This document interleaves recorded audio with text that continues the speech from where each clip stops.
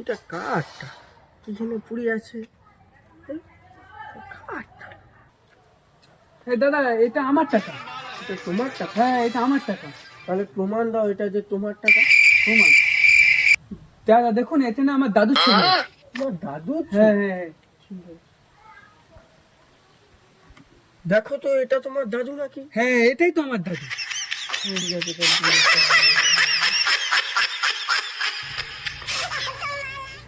দাদা দাদা কি শোনো, হ্যাঁ আমার কাছে এরকম অনেক টাকা আছে যেখানে তোমার দাদুর ছবি আছে।